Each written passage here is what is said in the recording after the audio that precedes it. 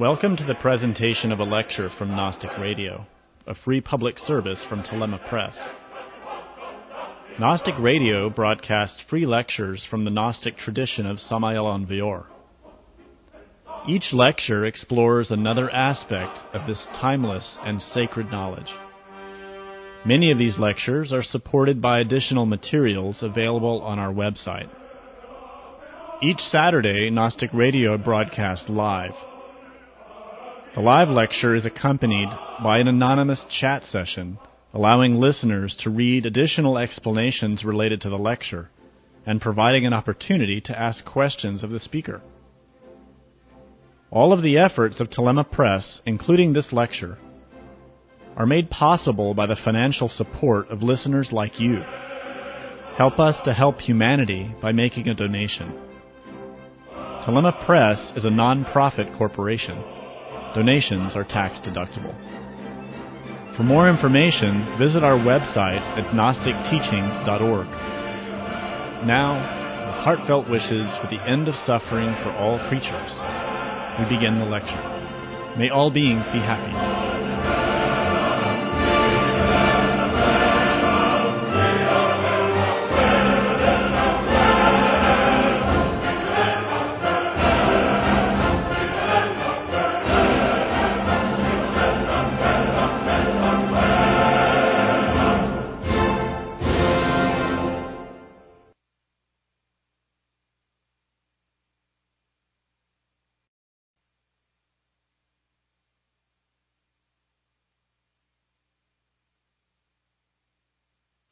Welcome.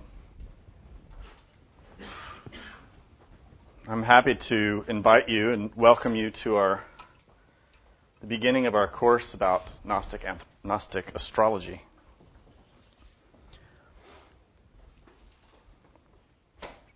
To begin, it's always helpful to understand the context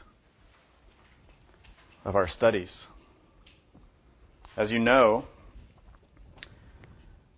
we'll be discussing the science of Gnosis.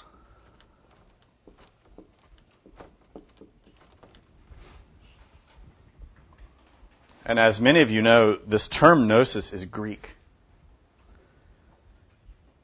and refers to knowledge. And it's the root of many words that we use in common everyday language, such as diagnosis. So the term Gnosis doesn't refer to a simple intellectual form of knowledge or any kind of cultural or traditional inherited knowledge. But instead it refers to a perceptible, experiential form of knowledge. Something that is individual. Something that is unique. Real Gnosis is not theoretical. It's one's own experience. It's one's own reality. It's the truth. We all have Gnosis to some level, to some degree, because we have some degree of consciousness. And in truth, Gnosis is a science of consciousness.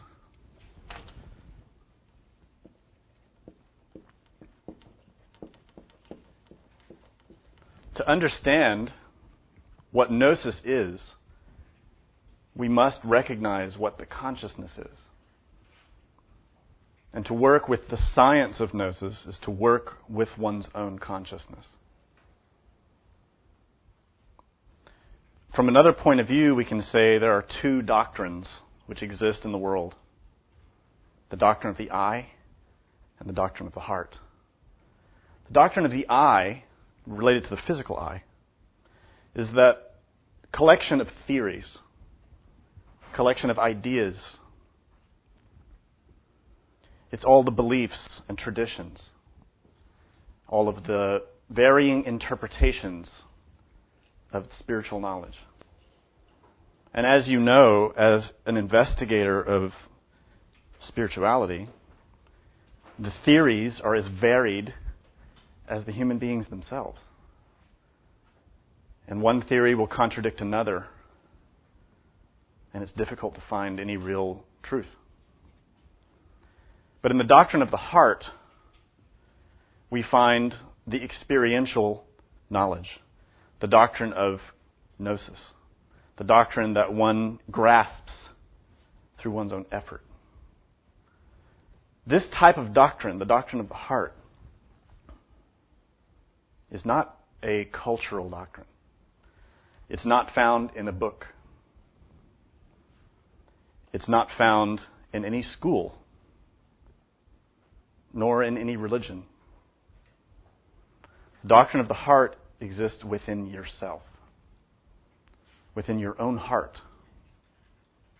Residing in the depths of your own heart is a spiritual flame, a spark, which in Western traditions is called the Atom Nous, spelled N-O-U-S.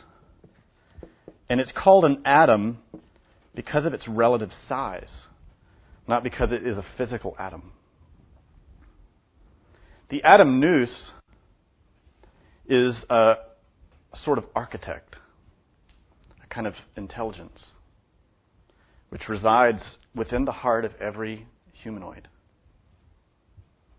And it's from this atom within the heart that the heart doctrine can be discovered and learned. So when we approach the study of gnosis, we have to bear in mind that if we limit ourselves to merely a theoretical analysis, we will never grasp it. We will never find it. We will find only complication and contradiction, because theories always contradict other theories. And in this physical formation that people call gnosis, there are contradictions. But those contradictions are a matter of appearances. They are a matter that has to be comprehended. And the reason behind that is the heart doctrine, or true gnosis, is individualized as the Christ becomes individualized, as the Christos, as that divine intelligence becomes individualized.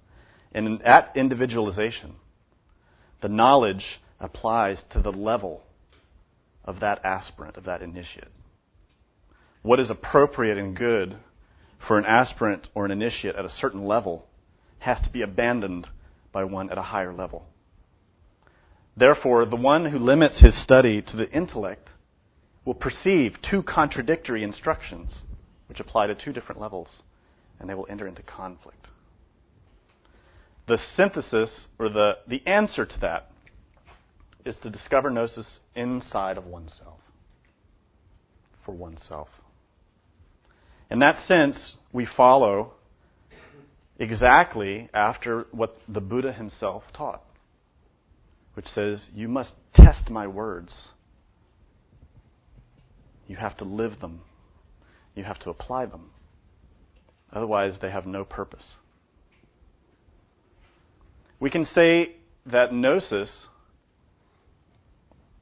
this doctrine of the heart, is directed towards the expansion of our self-knowledge.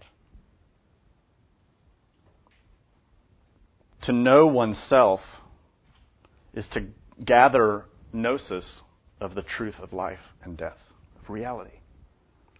This is not something to be taken lightly. The fact is that death awaits every one of us. None of us know when the moment of our death will arrive. It could be today. It could be in the next matter of hours. And that comprehension, that recognition, is important,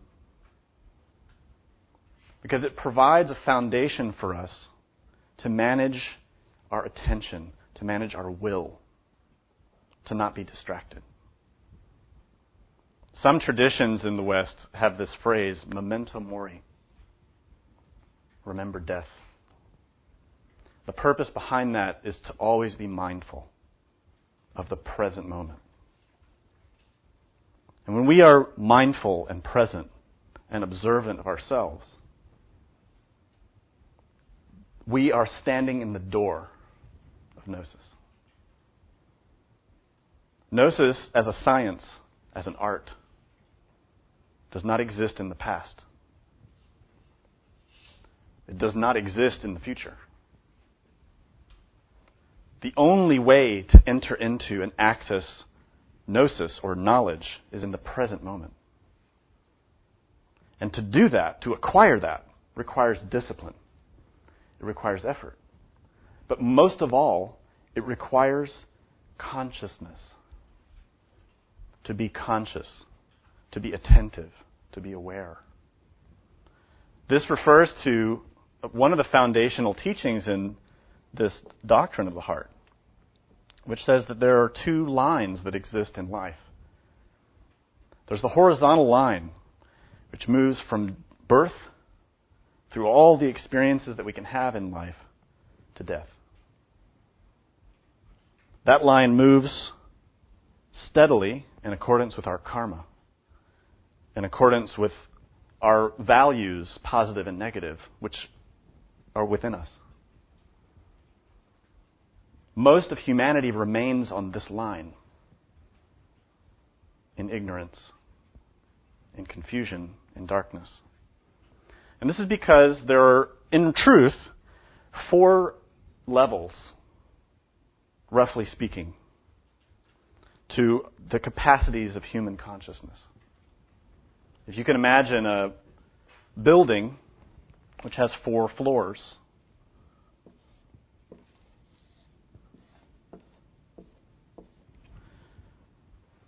most human beings, what we call human beings, live the entirety of their time within a physical body on the bottom 2 floors and have no idea about the other 2. The first level, the bottommost level, is what we commonly call sleep. But in this case, we would say this really refers to the sleep of the physical body.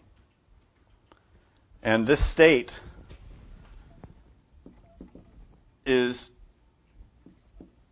when we need to rest and we lie down, the physical body goes to sleep, and the consciousness leaves the physical body and we begin to dream. In our own experience, as an individual person, as one humanoid entity, what is our own experience of dreaming? This is a key factor of great importance in your life because it indicates your own conscious capacities. Most people don't even remember their dreams. Or if they do, the dreams are very vague, sporadic. And the ones they remember, obscure, incoherent. And this is because the consciousness is weak, is conditioned, is trapped. The second state of consciousness is what we call the vigil state. And it's when our physical body is active, moving around, doing things. But according to the heart doctrine, according to Gnosis, this is really just another level of sleep. And all the great masters and prophets and teachers have said so. Jesus repeatedly emphasized that we are asleep. So did Buddha. So did Moses. So did Quetzalcoatl.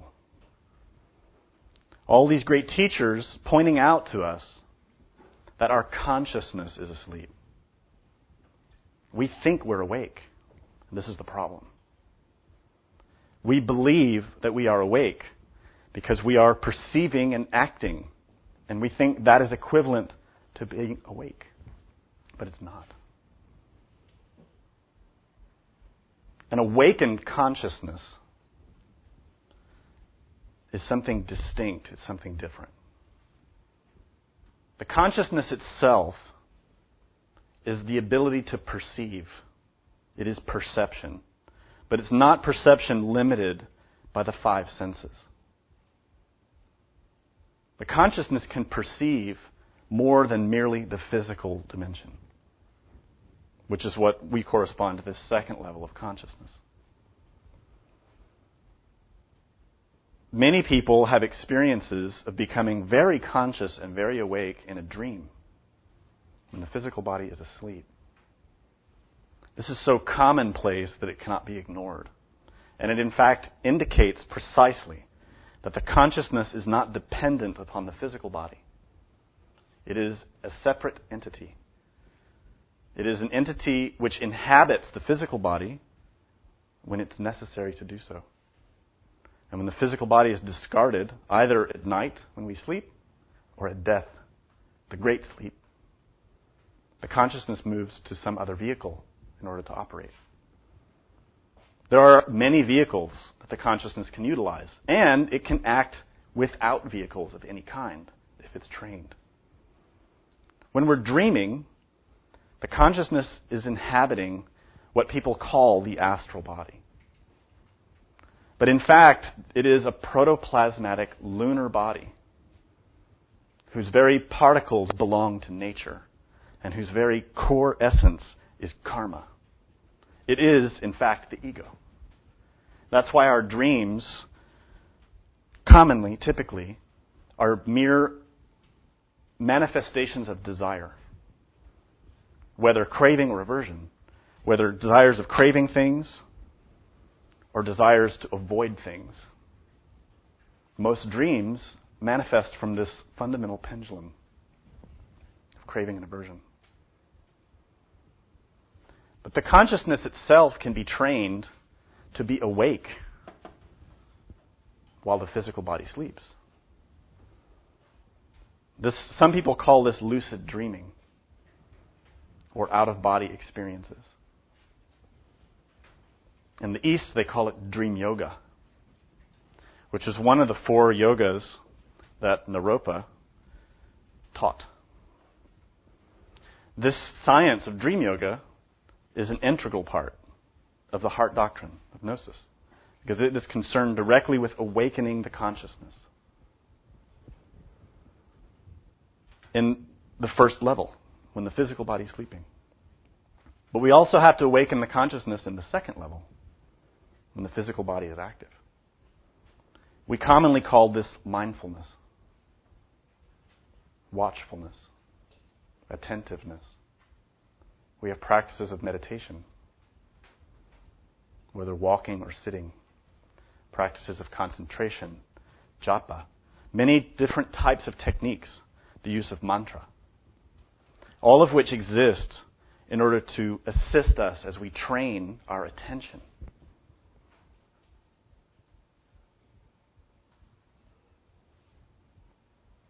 The training has as its purpose the development of the consciousness, the ability of the individual to maintain continuous consciousness. The difficulty is we feel we are already conscious. Why would someone try to get something they already think they have? This is the problem.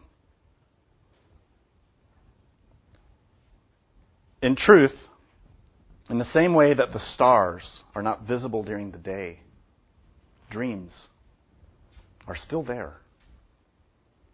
We just don't see them. But when we learn how to observe, to start the process, to learn the science of self-observation, to be present from moment to moment, to remain watchful of everything that is arising and passing within our own psyche, we can begin to see the shocking truth of the dreaming mind.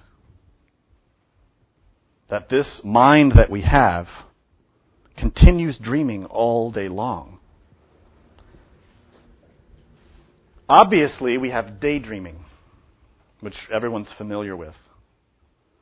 But dreaming is something that's happening all the time, below our awareness. We say in Gnosis that our consciousness extends only to a very small part of who we really are. And the purpose that we have is to expand that, to extend that, to become more conscious of ourselves, to know more about why we suffer. Why do we suffer? Why are there so many problems? Ourselves suffer so much. Why do we make others suffer so much? Because of ignorance. Because of craving. Because of aversion. These three aspects, these three factors, are symbolized in the very center of the Bhava Chakra, the wheel of samsara. You see there a pig, a rooster, and a snake. These three symbolize three destructive factors that unify to keep us trapped in this wheel of suffering. Ignorance, craving, and aversion. So Gnosis is the method, the science, to train the consciousness to begin to perceive the causes of suffering which are within. And in that way, to begin to conquer them. Consciousness in itself is light. Wherever you find light, you find consciousness. To the great astonishment of modern scientists, they are proving this. If you've done any investigation into quantum mechanics, modern physics, you'll know what I'm referring to. Scientists are amazed to discover consciousness is more than what we thought it was. And in Gnosis, universal Gnosticism, it has long been taught, just as the Buddha taught, that every atom in nature has consciousness. Every atom is a combination of three factors: energy, matter, and consciousness. This is why scientists have been unable to create atoms, because they can't manipulate the conscious aspect. They can manipulate matter, but that's it. And that's because the management of the consciousness belongs to the one who has consciousness developed. In other words, what our ancient forefathers called the gods. But the gods were human beings. Human beings who developed themselves and became perfect. Like Jesus, like Buddha. We call them gods because they have powers that the terrestrial human can't even conceive of, but which lay dormant, nestled within our very atoms, within our very structure. And the existence of all of our spiritual traditions are there to indicate and point the way for each person to develop that on their own inside. In other words, we seek light to become a transmitter of light, to emit light. But light is consciousness, perception, reality. This is not a theory. This is not an idea. This is palpable. This is something you have to taste. You have to experience. You have to create the causes which produce the effects. Believing in it will not help you. Rejecting it will not help you. One has to experiment, to work. To awaken the consciousness is to accumulate light. to begin to see new things. The doorway to that is the third state of consciousness. The third state is what we call self-remembering. But the self is the real self. The being, the one who is our own spirit, our own Father, our own God, our own Divine Mother. The divinity which rests within us and has given us existence itself, but whom we have forgotten.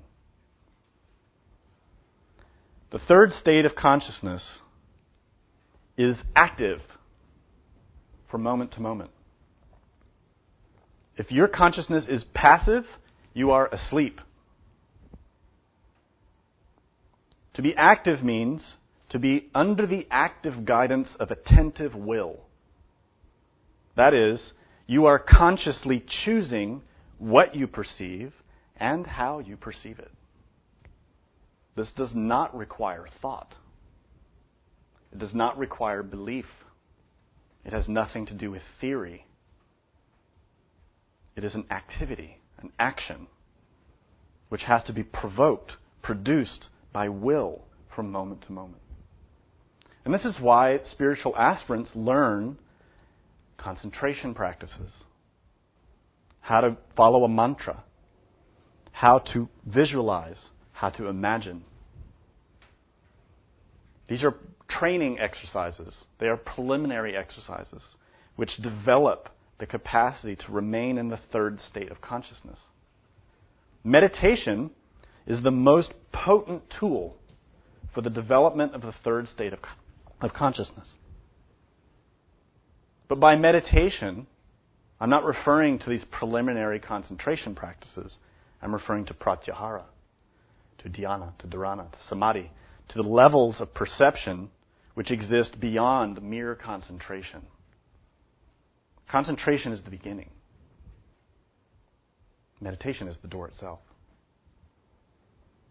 In that state of observation, one comes to recognize that the consciousness exists separate from the intellect. It is separate from feelings. It is separate from sensations.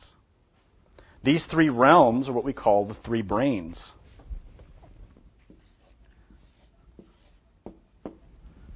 Which exist within every intellectual humanoid. The three brains are the intellect, related to thoughts and ideas and theories. The emotional center, the emotional brain, related to feelings, whether good or bad, liking and disliking.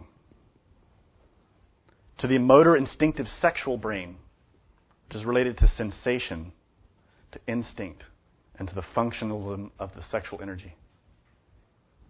These three brains are all transmitters and processors of energy, each one having its distinct purpose and function. The consciousness is separate from those three. But in us, it's weak. And the consciousness is tossed about in this mess of craving and aversion as our dreams, as our desires process through our three brains all night long and all day long. With the end result that the energy, the light, is processed through our three brains in a harmful way. In other words, we're victims of our own mind. We have pride within. We have anger. We have lust. We have fear. We have envy. Gluttony. Laziness. Many defects, many problems, many mistakes. So many, in fact, that in the Gospels they are called the Legion. In the Egyptian mysteries they are called the Red Demons. They are a multitude. They don't exist outside of us. They are inside. And they trap the consciousness itself.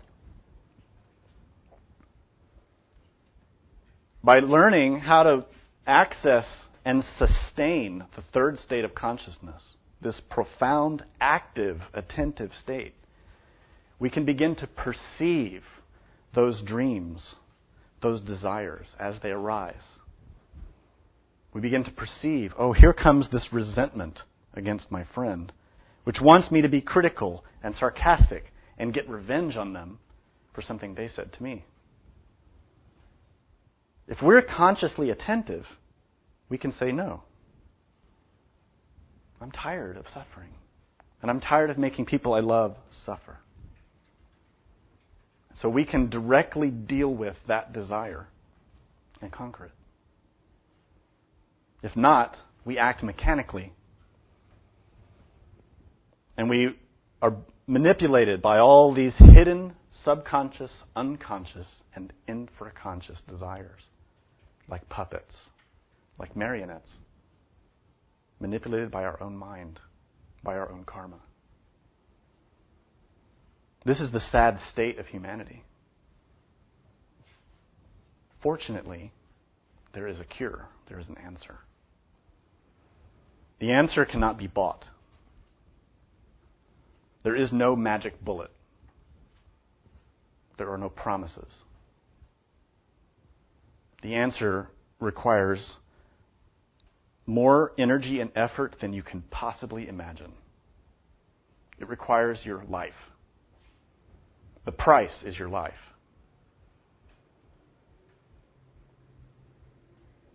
The answer is to awaken.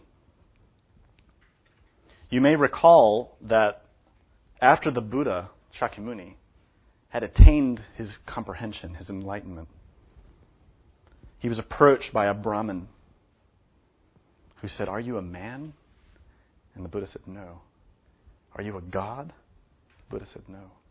He said, "What are you?" He says, "I'm awake." A Buddha, an angel, a master, was once like us. Humanity itself is a womb.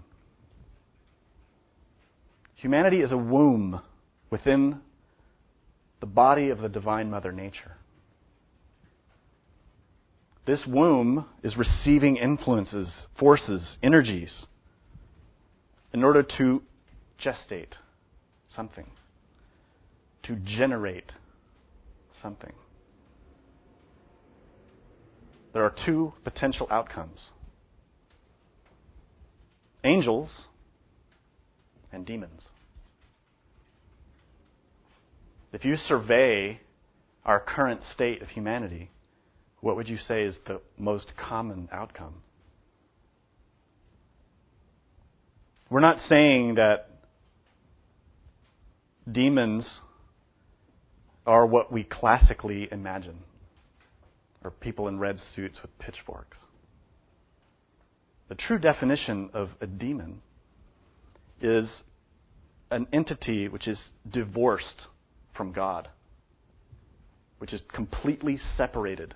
In other words, which has no conscience, is able to commit extreme acts of harm and not regret it,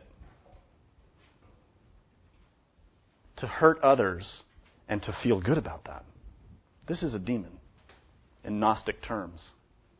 And the world is filled with them. That's because to become a demon is easy. Very easy. A demon can also awaken consciousness. A demon also can meditate. A demon also knows many sciences that are esoteric. A demon knows many things that the common man does not. The difference is that the demon remains enslaved to desire. So this womb within the Divine Mother Nature is encircled, is enwrapped by many forces acting upon it. The one we've gathered to discuss is the zodiac. 12 rays, 12 stellar influences which descend and provide light. In other words, consciousness, elements, influences. Where does that light come from? Where does our own consciousness come from? In the Kabbalah, we understand that at the root, at the base of all things, is emptiness. The nothing. The Ein. This nothingness is beyond concept.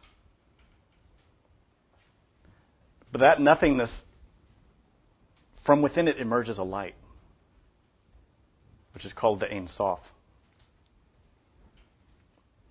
Ein Sof means limitless light. The Ein Sof is the being of our being, our own inner star, a drop of that vast nothingness. That drop extends itself and projects a light, a ray, which in Hebrew is called the Ein Sof Or. Gurdjieff called it the ray of Okidanok. The Aztecs call it Quetzalcoatl. In Sanskrit, it's called Avalokiteshvara. In Tibetan, they call it Chinrezi. In English, we call it Christ. This light, the cosmic Christ, the light of the world, is the root of existence, the root of light, the root of life, the root of all things. It is not a person. It is an energy, a force, an intelligence. That ray, the light itself, has three aspects. In the Pistis Sophia, these are called the three Amens. In Greek, they are the three Logos. Logos means word or verb. We're studying astrology, astrologos.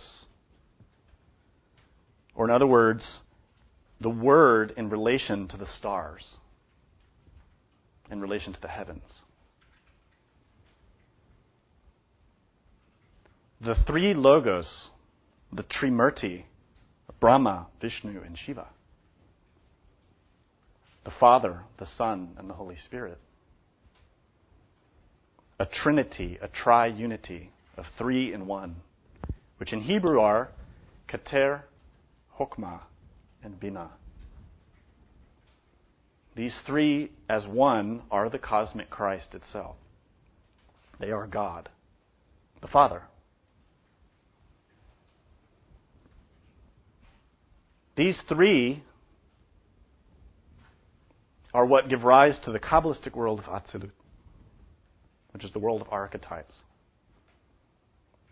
These three are the root of all manifestation. They are the first manifestation.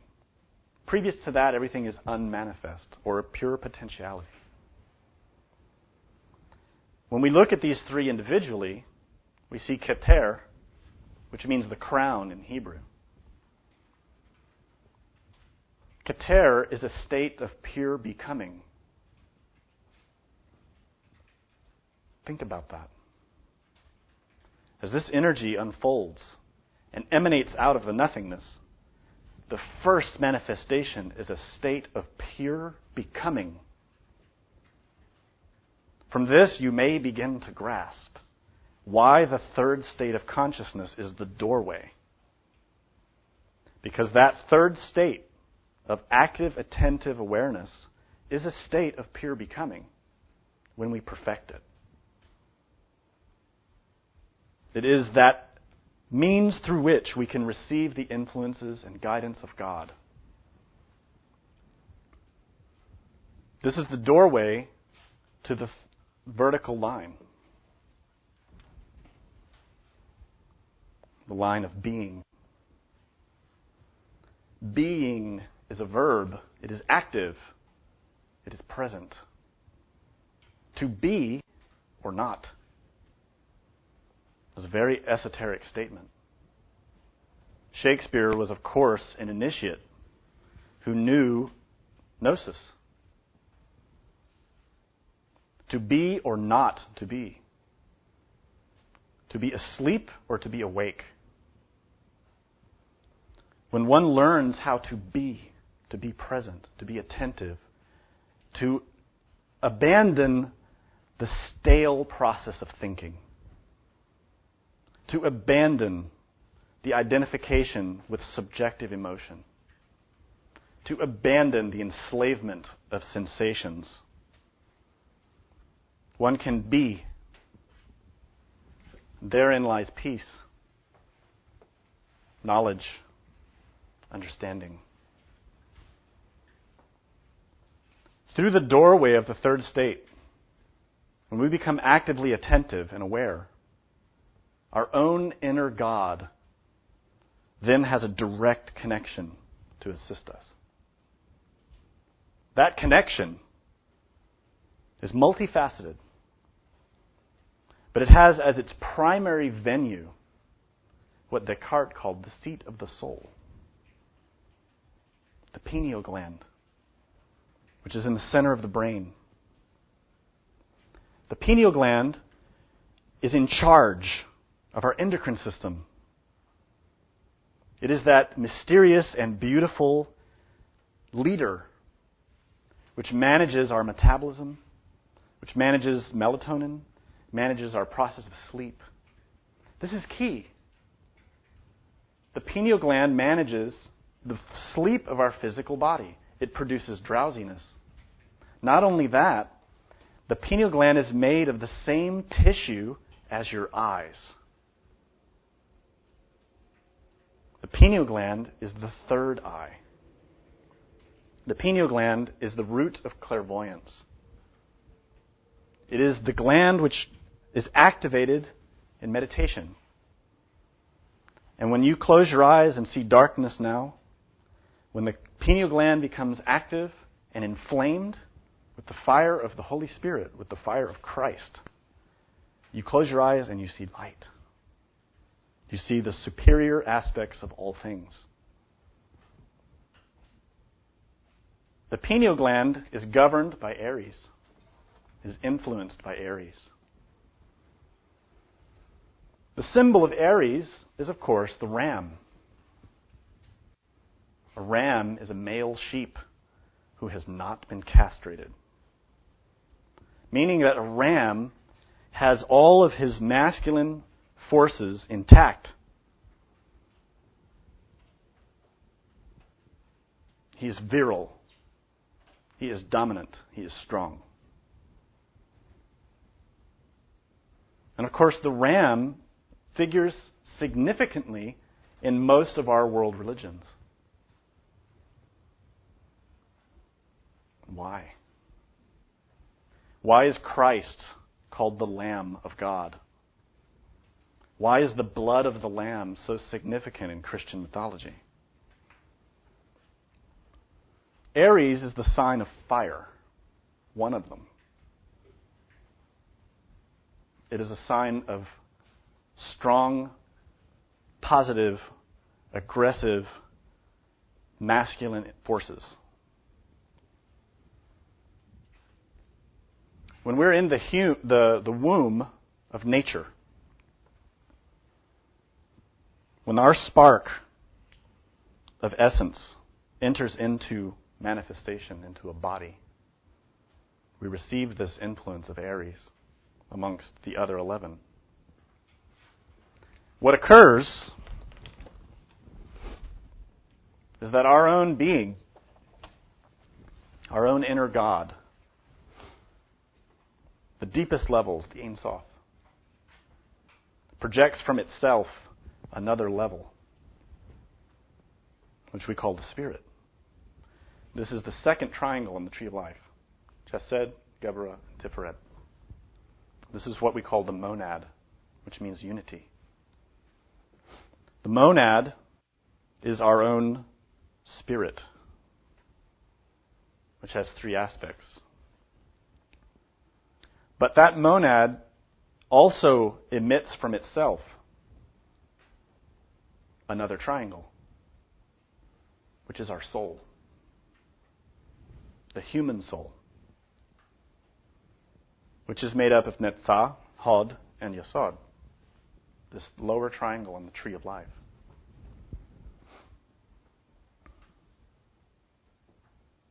Emerging from that triangle is our own physical body, which is symbolized here by Malkut, the lowest sphere on the tree of life.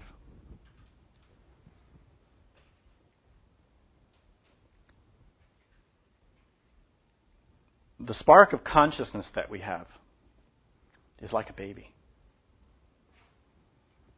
It has evolved, it has grown through countless manifestations in lower forms of matter, evolving up through the mineral, plant, and animal kingdoms. And through each level, gathering influences, understanding, and guidance, becoming gradually more sophisticated, evolving from a simple mineral to a plant, to more sophisticated forms of plants, into animals, up to more sophisticated forms of animals, until finally, having become sophisticated enough, it enters into the human kingdom, which is, of course, the most beautiful creation of nature. This physical organism, which is so incredibly sophisticated. We have a scant notion of what lies within it. That essence, the consciousness, revolves. It maintains itself. It is an energy, which, as you know, cannot be destroyed. That energy simply takes new bodies, one after another, for a specified period of time, according to a cycle of evolution. Through those bodies, successively, that conscious spark is receiving influences from nature. According to the esoteric doctrine of Buddhism, we have the teaching of the Buddha's necklace. And this teaching of the Buddha's necklace demonstrates how what we see symbolized in some wheels of samsara by not the most centermost wheel, but just outside of it, you see a cycle of human bodies evolving up and down. The number 108 signifies the number of existences each essence is allotted in the human kingdom, the humanoid kingdom, rather. We have, in other words, 108 opportunities to gather gnosis, to gather knowledge, to perfect ourselves. Those 108 lives are equivalent to 9 existences in each of the 12 signs.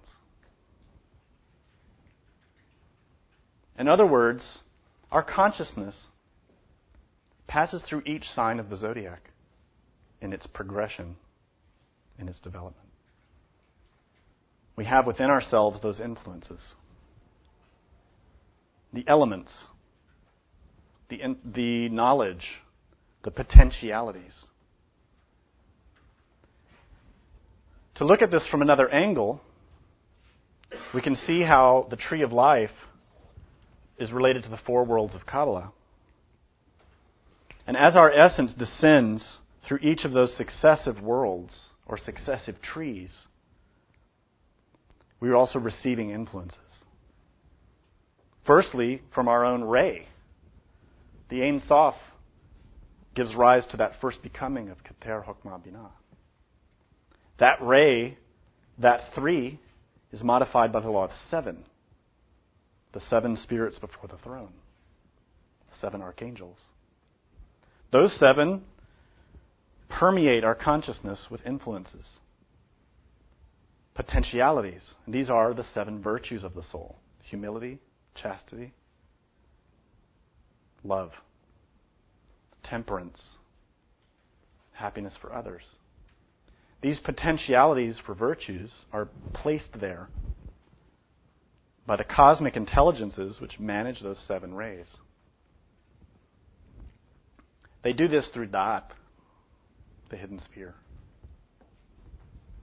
through a creative process related to the throat. If you analyze this tree and you place it over the human organism from top to bottom, that, the hidden sphere, or in other words, the tree of knowledge from the Bible, is exactly at the throat. So when God creates, he says, let there be light. This is through the throat, through the verb, through the logos, the sacred word.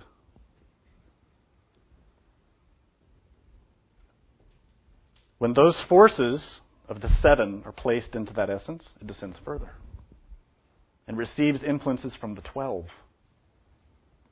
the macrocosmic zodiac, or that stellar zodiac that we observe in the sky. Every one of those suns has within it an intelligence. Everything in nature is intelligent. Every atom, likewise every planet, has an anima mundi, a spirit, a soul, an intelligence.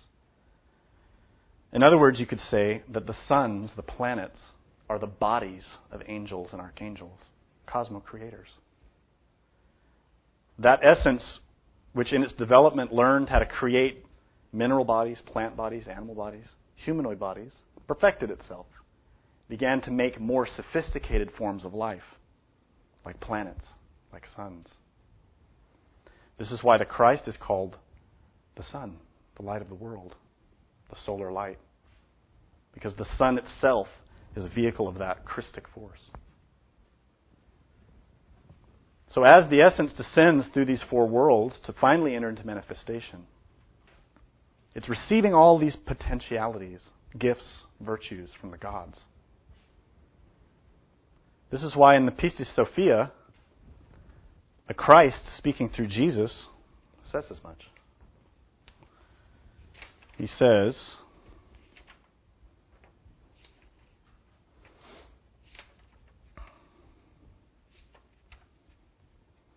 "For this cause have I chosen you verily from the beginning through the first mystery." The first mystery is Keter, the first arcanum. So he says, "Rejoice then and exult, for when I set out for the world, I brought from the beginning with me 12 powers, as I have told you from the beginning, which I have taken from the 12 saviors of the treasury of the light, according to the command of the first mystery." The 12 saviors are 12 masters, angels, gods, devas, Buddhas, who are human beings who have elevated themselves to the degree of sophistication and wisdom that they are in charge of a zodiacal sign. And it is their duty to deliver the influence of that force to all the creatures who exist in all the inferior levels and to guide them, to assist them. Those are the 12 saviors who deliver unto the Christ the 12 powers. The 12 powers are those virtues. Related to Aries, there are certain virtues, certain capacities, which we receive. And in particular, it is the potential for penance, or the gifts that penance can deliver unto the soul. This is the capacity to withstand suffering and to transform that and make it into something beautiful, the way the great saints and martyrs have always done. This is coming through Aries, this virile force of the Lamb, the Christ, whose very essence is sacrifice. Do you follow that? If the Lamb, the Christ, his existence is determined by love, by sacrifice, through Aries, he gives us the gift of penance, the ability to suffer, but to suffer with virtue, to suffer with humility, to suffer with strength. In reality, there are 4 conditions to become a magician. When we say magician, we're talking about the real meaning of the word, which comes from magi, which means priest.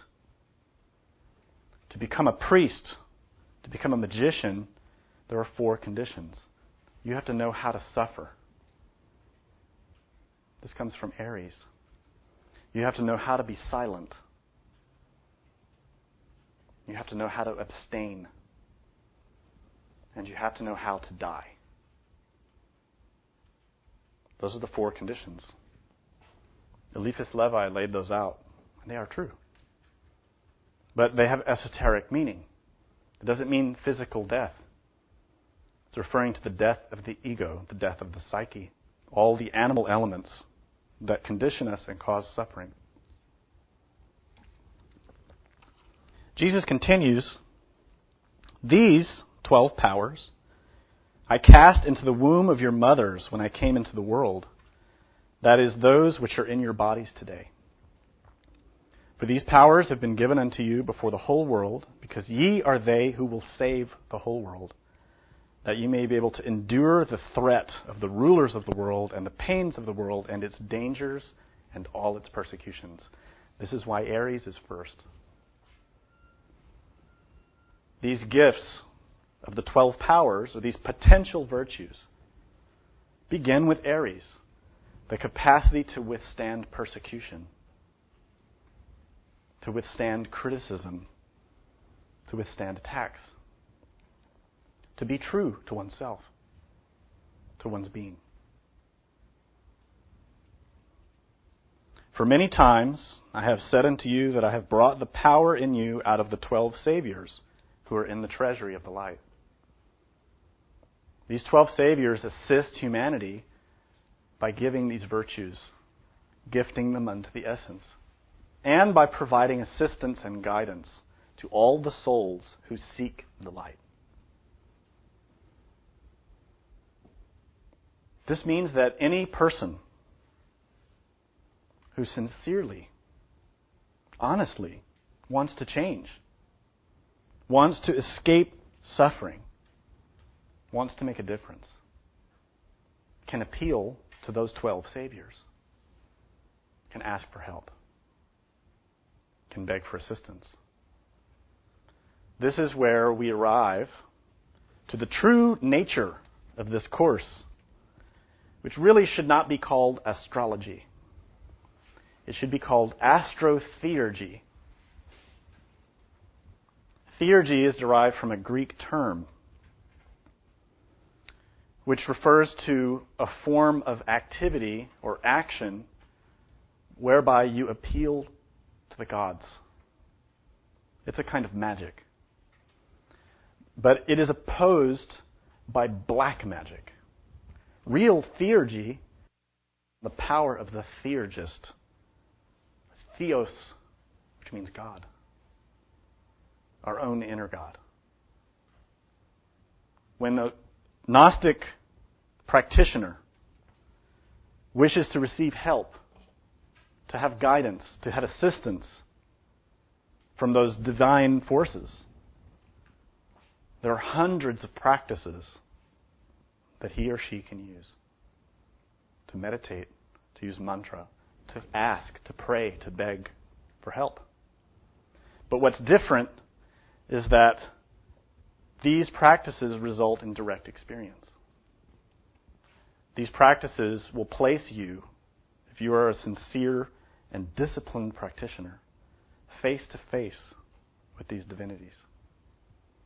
Not an imaginary experience, but a real one. They give you the capacity of the doorway to become face to face with an angel, with a master, with a guide. That is the purpose of religion. To unite with God, to converse with God, to talk with God. But we're talking about God as the multiple perfect unity. That intelligence or energy which illuminates all his limbs, all his arms, all his hands, which are the angels, the masters, the Buddhas, the gods.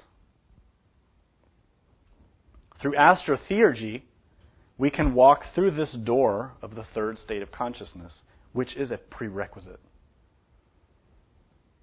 You can never have this kind of experience if you remain asleep. Because even if you're God, out of compassion, or some master, or Jesus himself, out of compassion, grants unto you an experience, physical or internal, and you're asleep, you'll forget. The same way you forget your dreams. The same way you don't remember what happened last week, or the week before that, or last month, or last year. We have to develop the consciousness to receive those experiences and keep them, to take advantage of them, to benefit from them. In other words, nothing is given to us for free. We can all have these types of experiences. They are our natural birthright. That is why religion, that is why guides exist, to help, to provide assistance. But they cannot help us if we don't help ourselves. It's impossible. That's why the Buddha emphasized that he could not save anyone.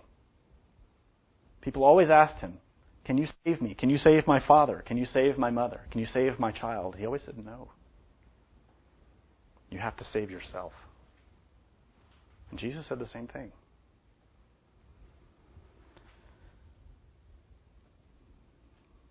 Jesus continues,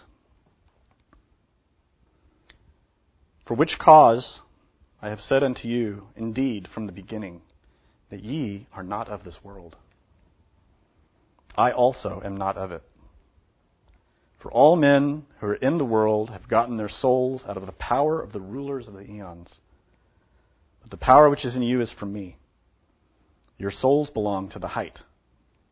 I have brought 12 powers of the 12 saviors of the treasury of the light, taking them out of the portion of my power, which I did first receive. These 12 powers are potentialities which we have to develop.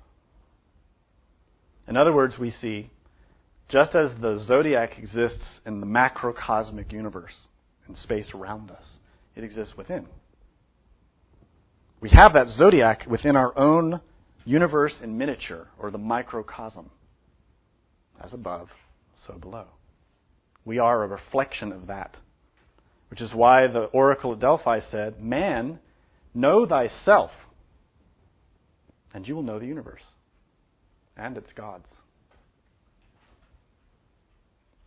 The zodiac within is a source of light. And those 12 powers are in reality the 12 apostles. The 12 great gods of Olympus. The 12 stones in Heliopolis.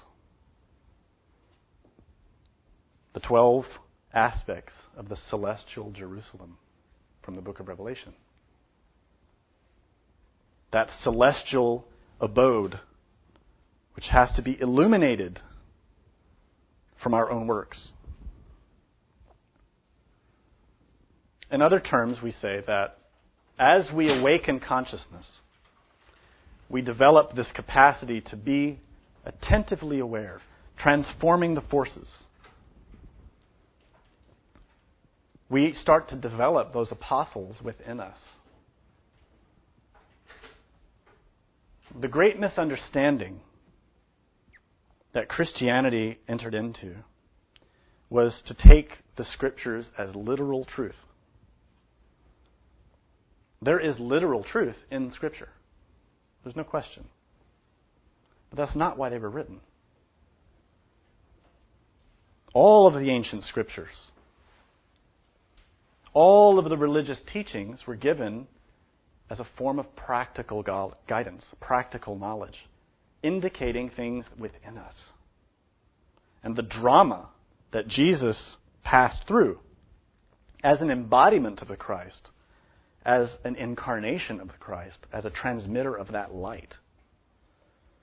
That drama, from his immaculate conception to his resurrection and ascension, is symbolic. the entire process, also exist in the mysteries of Mitra, Baldur, Quetzalcoatl, Buddha, all of those great teachers, Moses, Krishna. Most of them were born of a virgin. Most of them were born of the waters. There are too many similarities, even from a superficial terrestrial point of view. And the reason is they all refer to the same core teaching, the heart doctrine.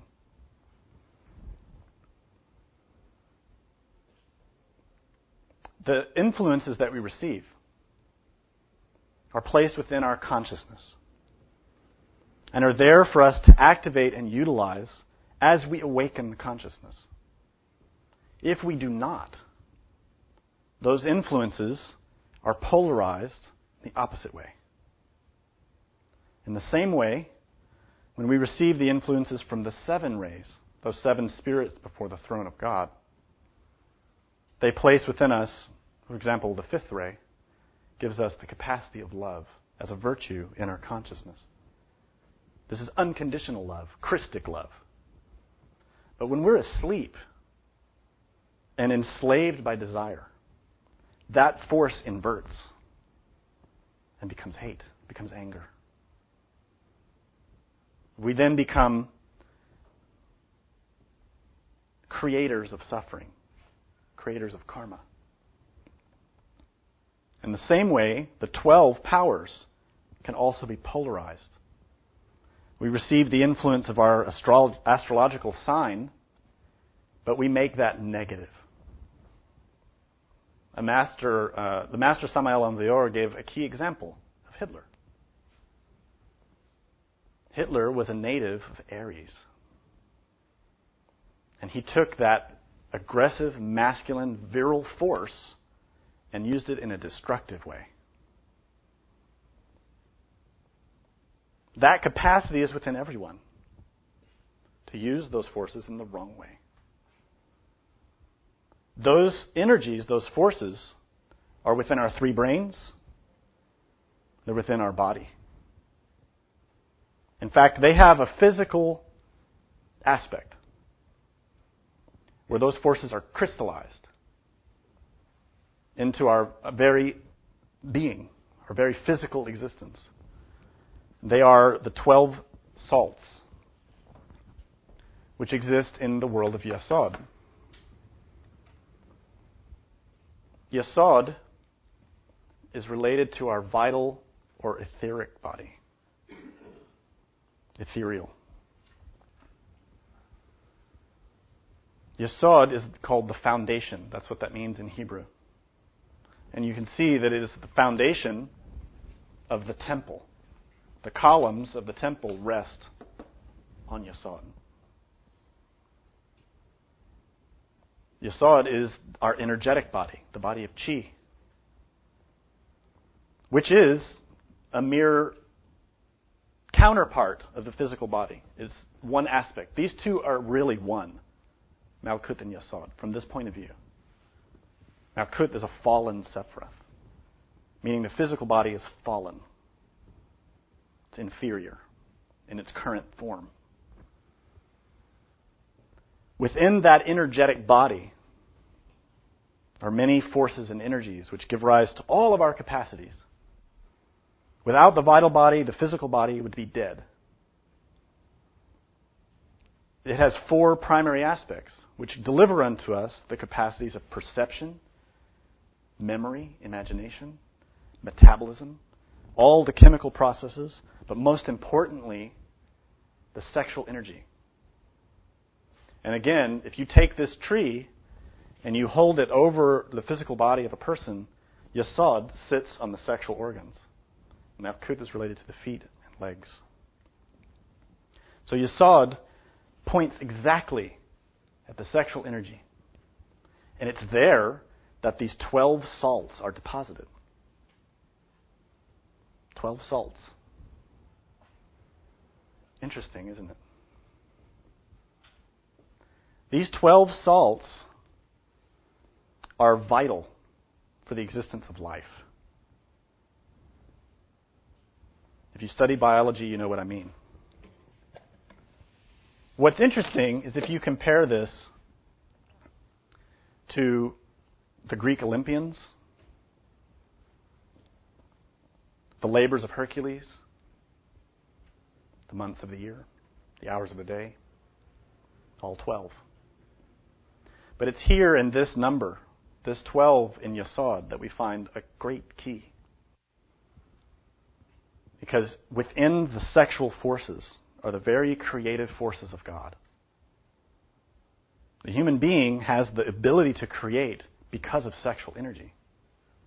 That is the capacity to produce life. We have no greater power, no greater responsibility. But unfortunately, we treat it like a game. We do not respect it. In ancient times, sex was highly sacred. Marriage was highly respected. It was considered a holy and spiritual union, something very profound. And the priests were the ones who provided guidance to the couples. Not merely to be there and say, okay, now you're man and wife, you can go off and do whatever you want.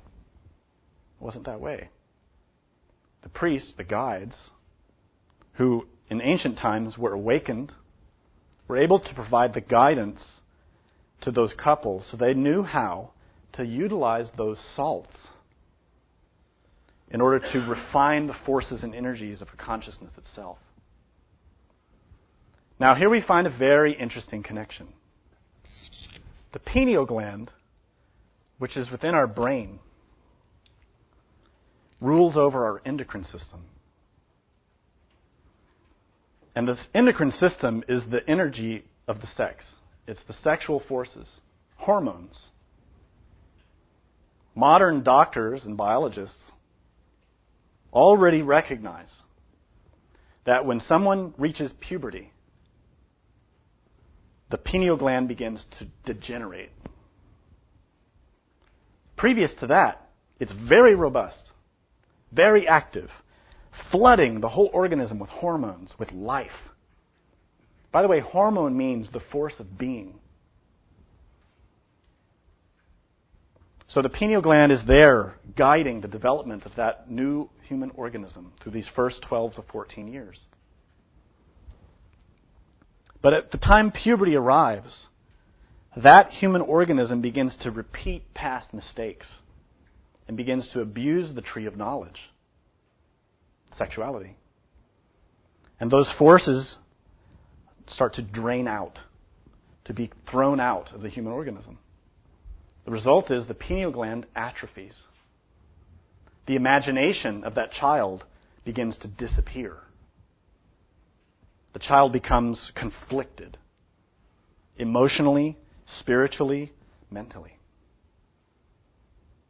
The child then only seeks approval from others, to have its ego fed, to have comfort in the acceptance of others.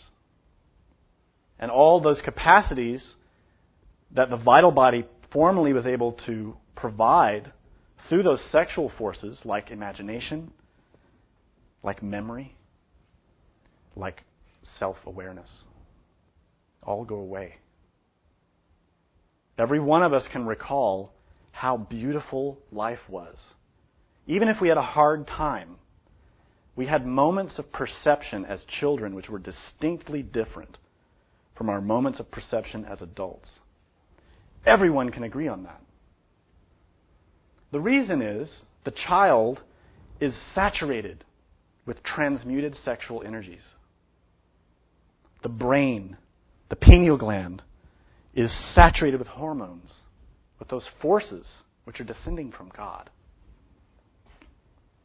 So we have moments of brilliant self-awareness when we're children, of perceiving things that the adults can't see. The fact is, very young children are very clairvoyant.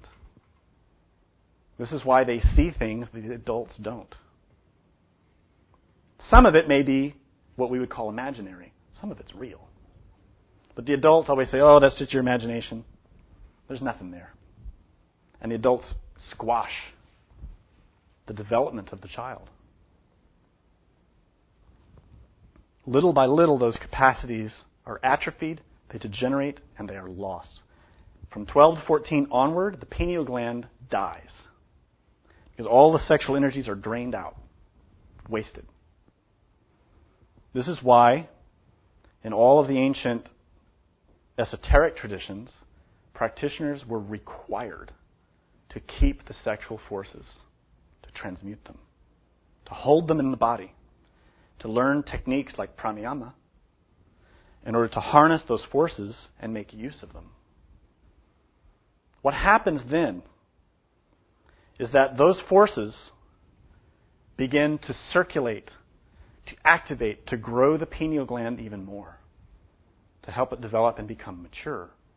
And you will discover that in individuals who have transmuted in the past, their pineal glands were very well developed, like Beethoven, like Mozart, great artists who knew this science, and thus were able to produce, from the guidance of the divine, works of art that we cannot even comprehend.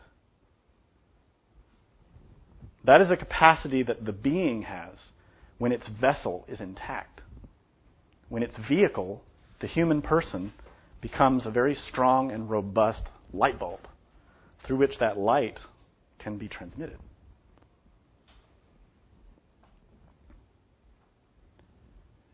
When we look at, as an example, the Olympian gods, we find a little bit more interesting display of these 12 forces. Because if you recall, the Olympian gods, there are 6 males and 6 females. What's curious about that is that if we look at the seal of Solomon, we know that we make that seal with 2 triangles. But if you analyze it, this triangle actually has 12 aspects. 6 projective points, which go outward, which are masculine. 6 receptive points, which are receptive and feminine. And it's made by 2 triangles which unify. Now, this symbol is universal. If you go to India, you'll see it everywhere. If you go to China, you'll see it everywhere. If you go to Israel, obviously, you'll see it. You'll also see it in the Native American traditions, in the Aztec traditions. You'll see it everywhere. Because it's universal, just like the cross. The 2 triangles have many levels of meaning. From our most immediate level, most important to us, we see the integration of an active or masculine triangle, and we see a female, feminine triangle. These 2 are integrated, bonded. That symbol in India represents the creative power of Shiva. In other words, how Shiva and his spouse unite to create.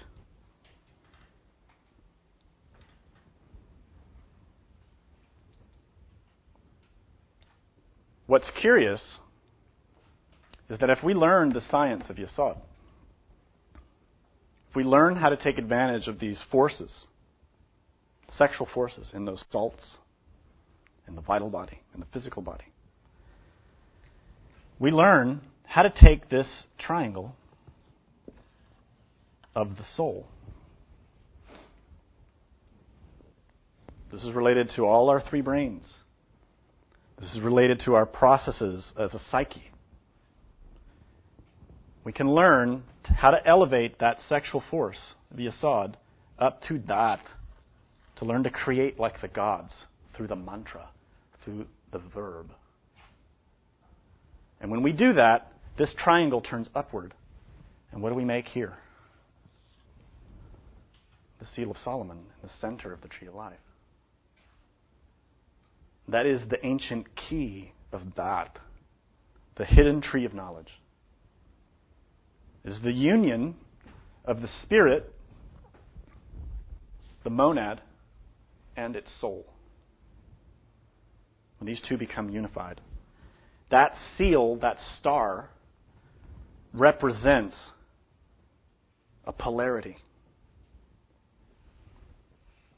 It represents, on the positive side, the supreme affirmation of the light, of the consciousness. But it can also have the opposite meaning, the supreme affirmation of the ego. The reason is this energy that circulates throughout our psyche, throughout our physical organism, throughout our vital, astral, and mental organisms, can also be used in the wrong way. So that unification of forces, male and female, can also happen in the wrong way. Where those forces, those energies, are harnessed, but in order to serve and feed desire. In Sanskrit, in the Eastern traditions, we call this Black Tantra. This is a form of practice whereby the forces of the human organism are utilized in order to fortify desire, to fortify lust and pride and anger and fear. In other words, that is the way to create a demon.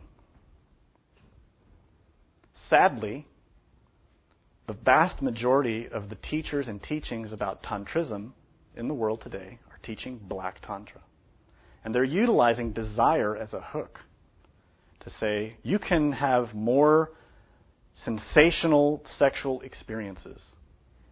They may say it's beautiful and lovely. They may talk about love and truth.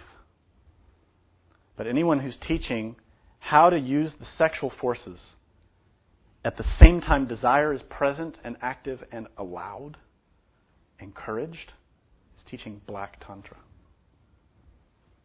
The Master Jesus addressed this. He said, anyone who would come after me must first deny himself. Deny desire. Deny the animal. In our process of evolving, we develop a kind of mind through the lower kingdoms. It is a form of collective mind, which is very easy to see in the animals.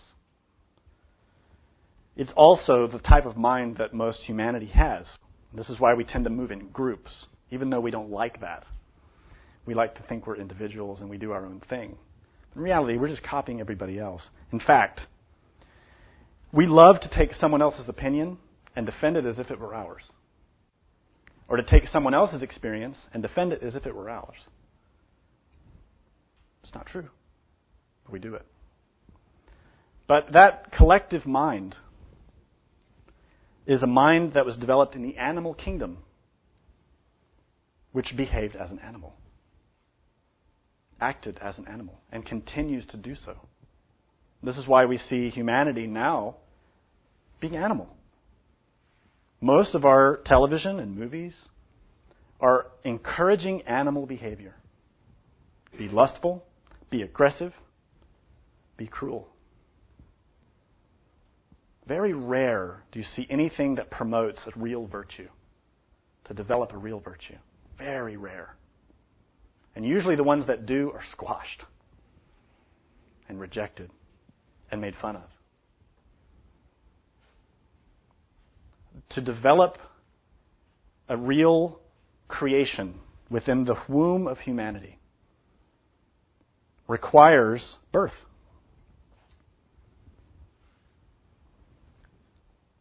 Jesus said we have to be born again. And that which is flesh, born of flesh. But that which is spirit, born of spirit, is the soul. He also said we don't have soul. He said, with patience, you will have it. The harnessing of those sexual forces begin or initiate the process of creating the soul or superior vehicles. The solar astral body, the solar mental body, the solar causal body, the Merkaba, the chariot. Those three 4 figures that were in the fire in the book of Daniel. To create the soul is a work of art that the being orchestrates through the consciousness. This is done through all these laws that we've discussed. The first law, the third, the seventh, the 12th. All those forces conjoined and harnessed by conscious will. By will over desire. By will over fear. Will over lust. Will over pride. Will under the service of God. This is the meaning of the word telema. It comes from thy will be done. The will of God. On earth, this physical body, as in heaven. Not my will, as Jesus said, but yours. To follow that guidance. To receive the instructions of how to create the soul. How to exit the womb of humanity as something more than just an animal. To do that requires that we take advantage of all those forces. Whatever sign we have, whatever astrological influences, we have to master that. To say, well, I can't help it, it's my sign, is an excuse. What creates problems between people is not the sign, it's the ego. And in fact, any common astrologer nowadays is really just a follower of the doctrine of the I. Someone who's stuffing themselves with a lot of theories, a lot of books, a lot of ideas, but who's never really experienced those intelligent forces which manage the energies of the zodiac, which guide them. The fact remains that if you awaken consciousness, you can negotiate your karma. You can get help from those stellar influences. Karma is not a blind mechanical thing. It's conscious. It's guided. So to say, well, as this sign, we're not compatible with this other sign, there is a little bit of truth in it, simply because each sign provides a certain influence. It could be fire or water or air or earth. But in reality, the main influence is the use of the consciousness. If we're asleep, then we're mechanically thrown around by those forces, karmic forces that exist within us. If we learn how to activate and utilize the third state, to become conscious, to develop the ability to negotiate directly, to ask for help from these intelligences, we can negotiate our karma. We can change the course of our life. We can enter into this vertical path, which leads to greater comprehension of the being. That capacity is entirely up to us, that experience. To do that, we have to be born in the womb of our Divine Mother. That birth is real. It's not because we believe something. Nothing in the world is born because of a belief. Everything that's born is born of sex. Everything, from the simplest microbe to the planets themselves, to solar systems. A nebula is simply that. It's a womb. A conjunction of sexual forces on that level. Therefore, the soul itself also has to be born within the womb of our own Divine Mother. And this is that symbol, the universal symbol of the Divine Mother with the Christ child in her hands. That's not just in Christianity. The Egyptians have the same symbol. The Greeks, the Romans, all of them. Even in the East, you see the Divine Mother cradling the birth of the Christ, giving birth to that child. What's even more curious is that in Christian churches and in Mediterranean artifacts, you find images that demonstrate and show the Divine Mother with the child surrounded by 12 people. And those are those 12 powers which are there to give influence and assistance to worship, to assist the growth of that Christ, which was born inside the heart of the human being. When the child of Christ is born in our heart, it begins to live out that drama of Jesus in us, to begin to grow, to develop, to assist us to become free. This is how that Christ saves us, teaching us about ourselves, assisting us in our process inside. In other words, this is what we call a bodhisattva. Bodhi means wisdom. Same as Hokmah, wisdom. That Christ is born into the heart, into Tiferet of that initiate. Begins to grow and develop little by little as a process of understanding, a process of comprehension, a process of awakening. Eventually, when that Christ becomes mature, he calls his apostles. Those apostles are, of course, within. They are symbolic. If you read the Pistis Sophia, you're reading a treatise of initiatic wisdom, which is explaining certain levels of the process of initiation, which are quite elevated. That's why it's difficult for us to understand. But those 12 apostles are within us. We have our own Matthew, our own Mark, our own Judas inside. Those masters, those 12, exist in reality as well. But our most important focus, the main thing we need to know, is what's inside of us. It doesn't really make a difference what's outside if we don't change.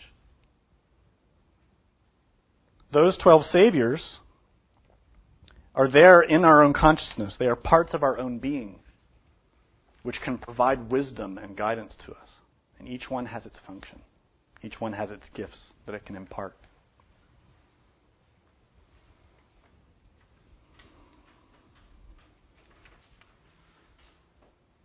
In order to receive that, we have to awaken. We have to take advantage of all the forces that are being provided to us. Some say that times are too difficult, that karma is too heavy. They want an easy path. In reality, right now we have an unbelievable opportunity to awaken. All of the energy and force that is flooding this planet, creating so much upset, is actually energy that we can harness and utilize. When we entered into the Aquarian era and society went into upheaval, that energy is being provided as assistance for humanity.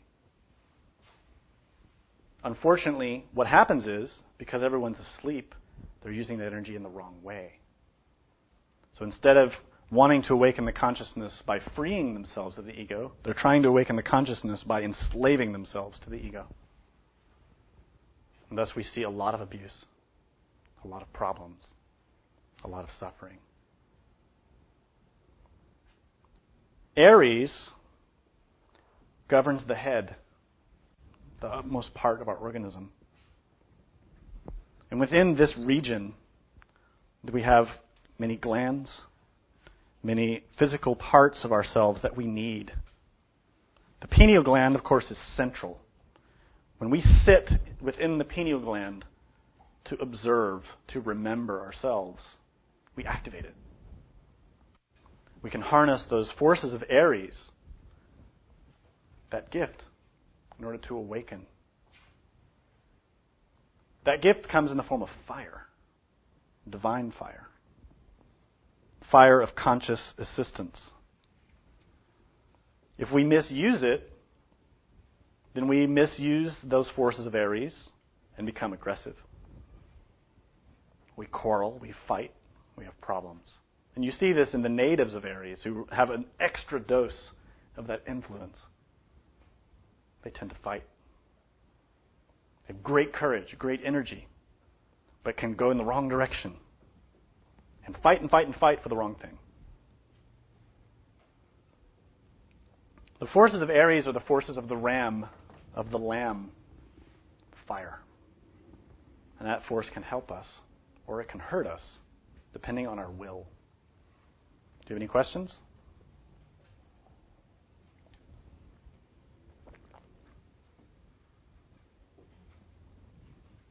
Yes.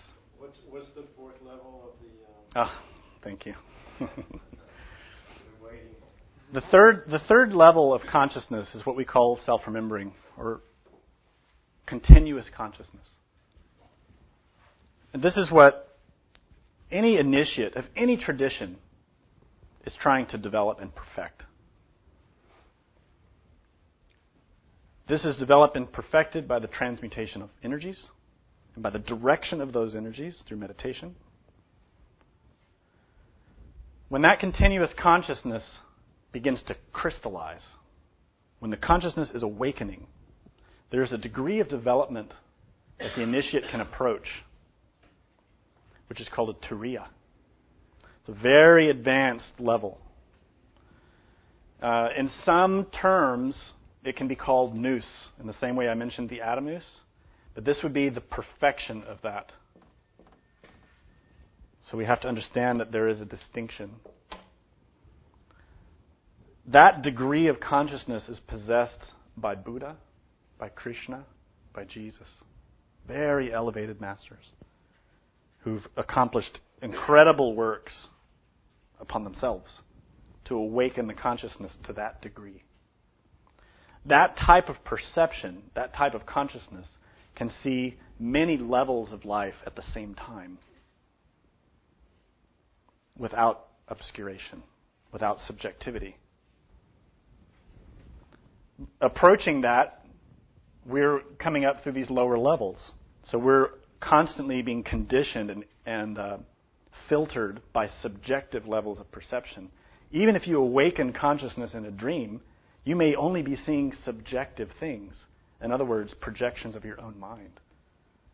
Just because you awaken in a dream does not mean you are objectively awake. That's another thing.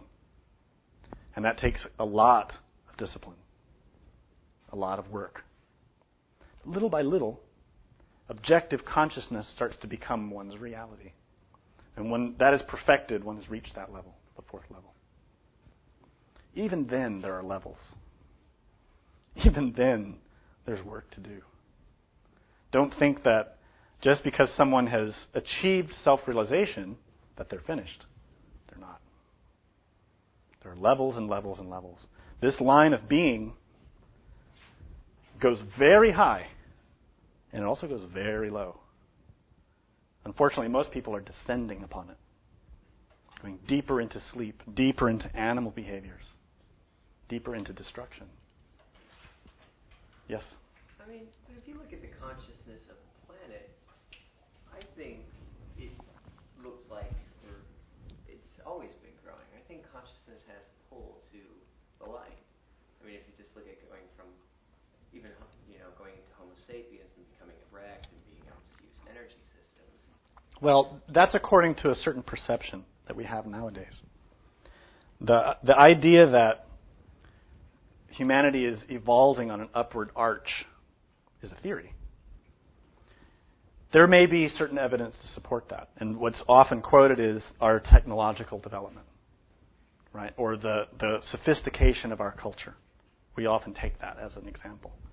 But when we look at the bigger picture, particularly if we examine the doctrine of the heart and what's taught in the esoteric doctrines, we see actually the humanity is at the lowest level of development of this current age. We're in the Kali Yuga, which is the dark age, the iron age. One easy comparison we can make, if you have an artistic sensibility, compare the works of our contemporary civilization with the works of the Greeks, the works of the Egyptians, the works of the ancient Chinese, the works of the ancient Mesoamericans. There's a striking contrast. You see great beauty in those works. Tremendous beauty. Awesome, unimaginable beauty. But what do you see in our modern cities?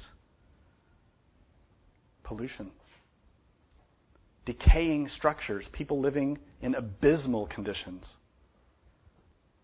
This is a fact. So it doesn't answer everything. But in the esoteric doctrine, in the secret doctrine, it's actually posited that we're in the darkest of times. The process of awakening the consciousness reveals that. You start to see things that our current conditioning block. This is a key factor as well. The organism that we're inhabiting now, this physical body, has been carrying our consciousness for a given number of years within a certain environment. That environment is a conjunction of conditioning forces, or factors which are applied to the consciousness by our karma, by our environment, by factors such as that. That conditioning is what pushes us to sleep, to dream. To dream about the kind of possessions that we might one day have. To dream about the kind of admiration that we want, the envy of others that we want. Whatever our particular goals are, whatever our particular conditioning is, it's generally to keep us asleep, whereby we won't perceive what's really going on in the world, what's really going on in our lives. Sometimes you find this. Some of us have a conscience that becomes stimulated by the suffering, by all the problems. We want to do something about it.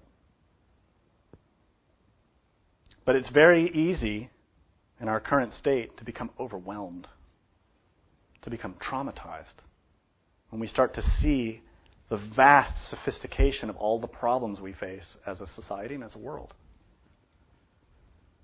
So oftentimes, people who have the intention to help become traumatized, become shocked, they abandon that. They may even start to contribute to the problem unknowingly. And it's because all of these issues that we face are so complicated, so interrelated, that our little intellect, this little bucket that we have, can't contain it all. And you see that trauma a lot nowadays. The way to solve it is to awaken consciousness. Each person is the society itself. Each person is connected to every other person. No one is independent. We are all dependent on one another for everything. Everything that you're wearing right now was produced by someone else. Everything that you're eating was produced by someone else. Pretty much. Not many of us grow all our own food and make all our own food. But we forget that interdependence when it comes to the mind, when it comes to our feelings, to our actions. We can provoke tremendous change by being honest, by being sincere, by trying to change ourselves, by coming to know God inside. You can see that in some individuals who remain true to that, like Gandhi, like Yogananda, like Jesus. Even some that never awakened consciousness, but remain true to an inner ideal, an inner purpose, which is sincere and truthful. And they've managed to render change for the benefit of others. We all have that capacity. So I guess what I'm saying in synthesis is, it doesn't really matter so much what our historical perspective is. What matters is how we perceive right now. What's past is gone. It doesn't exist. And there is no future. That's an idea. What exists is right now. And that's the door. That door is inside your own heart. It's in your pineal gland. It's in your psyche. It's in your consciousness. To stay focused and standing in that door takes so much willpower and discipline. It is the greatest work any person can ever undertake. Not only the most difficult, the most terrifying, the most risky, it's also the most rewarding. The process of awakening the consciousness, receiving the influences of our own inner being, is the gateway, the door to serenity, to the experience of a tranquil heart, to comprehension of the nature of reality. And again, that doesn't come easily. It doesn't come one day to the next. A question? Yes. How can we harness the new Aquarian energies pounding the earth now? Are there any practical exercises? Well, we're going to talk about that in the lecture about Aquarius. But yes, there are. There are many practices and techniques that we can use in relation to each sign. There are several related to Aries. I'll give you one simple one.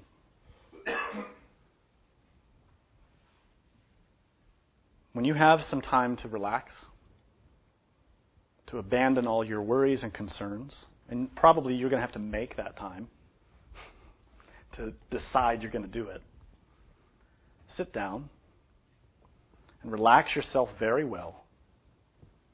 Close your eyes. Begin to imagine the light. Imagine the forces of Aries, the light descending from above, illuminating your brain, flooding the pineal gland and the pituitary gland with light, with fire. And chant to yourself. You can do it aloud, it's even better. The mantra, Aum. A-U-M. 3 letters. And extend the vowels.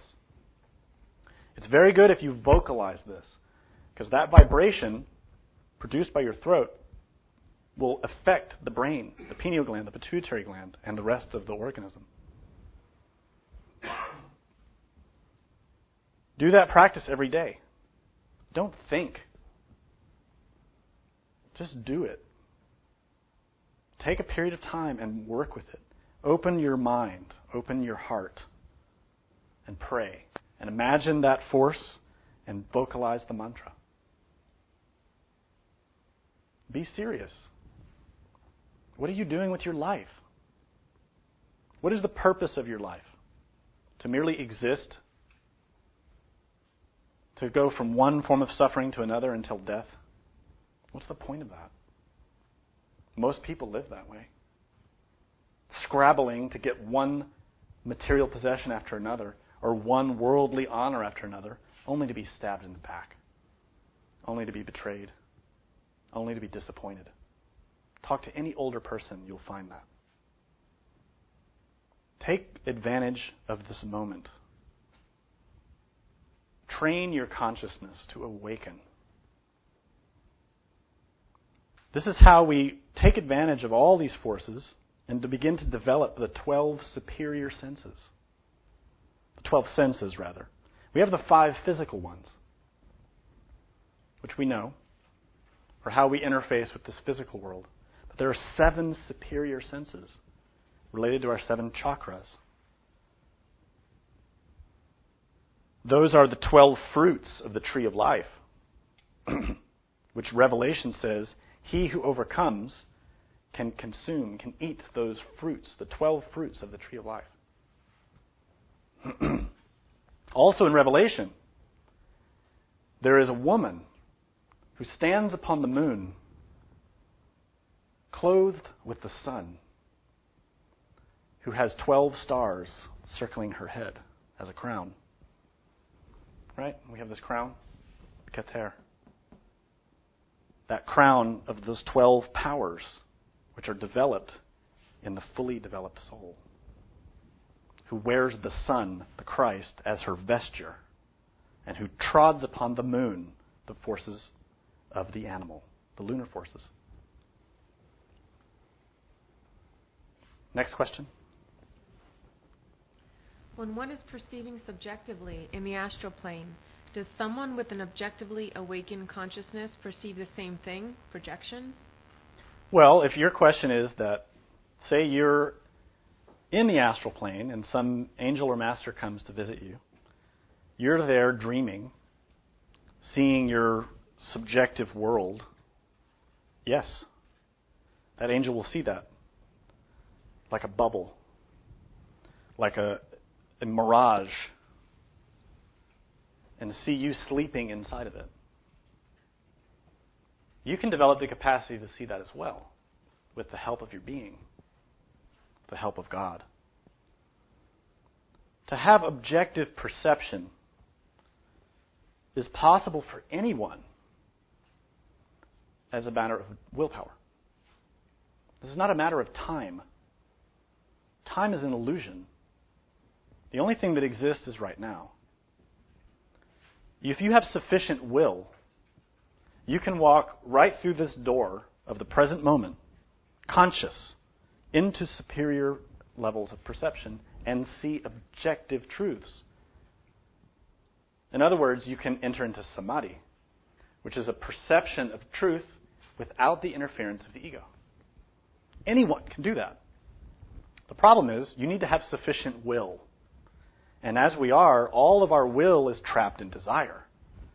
So instead, we desire that experience. We crave it. Right there, you're blocked. You cannot have it. Because that desire is conditioning your consciousness and trapping you in that level. Yes?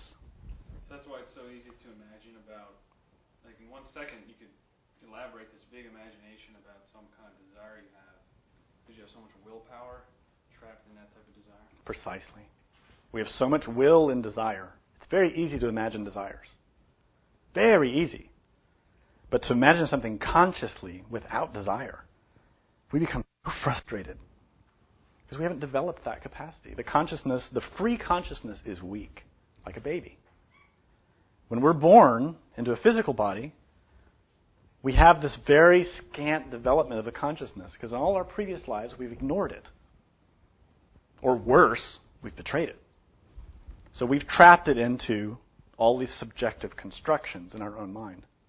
So when we're born, that ego is not there yet. It's just the consciousness. That's why babies are so beautiful. That's just the consciousness there. But it's very simple. It's not developed.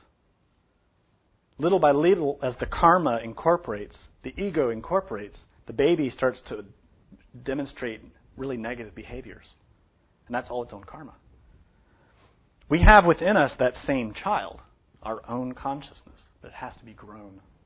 So now when we meditate, when we imagine, it's very difficult to imagine something free of desire, free of ego. But we can do it. Just have to be patient. Nothing in nature grows by leaps. The consciousness is the same. It takes patience, tenacity, and work. Now you have to keep that in mind at the same time that I say time is not a factor. It's not. The factor is will. The factor is keeping the consciousness active and aware, working.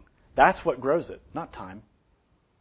You can study this doctrine for 10 years, for 30, for several lifetimes, and never awaken.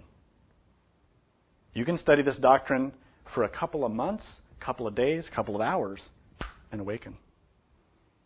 And that's entirely up to your use of your own consciousness inside, not to anyone else. No master can come along and awaken you. No teacher can do it. Only you. Do you have another one? So then, regardless of what sign you are, Aries is one of the most important influences for all of us all the time, or mainly during that sign in the calendar. Well, that's a good question. All the signs are important to everyone, yes. But of course, during the process of the year, as everything's moving, the signs have a particular influence, stronger. So we go through these periods of time where Aries is stronger, more influential. And there are exercises, like the one I gave you, to harness that force, to take advantage of that extra energy. And it's true for each sign. And we're going to study that over the next few weeks. Each sign will study that individual, influence and some exercises we can use to take advantage of them. In addition, our own birth sign, the sign we were born under, also provides an additional influence. But typically, with us, it's negative. We have to convert that into something positive. Same way as with the periodic influence and the one that's continual in us all the time. Another question? Anyone else? Okay, thank you. See you next week.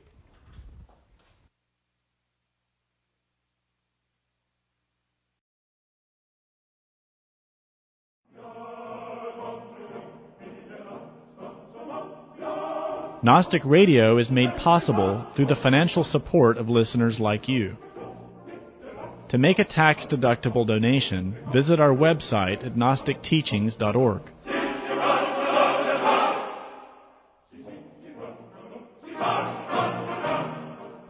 For questions about this or other lectures, we invite you to participate in the free discussion forum at gnosticteachings.org. Thank you for your support. May all beings be happy.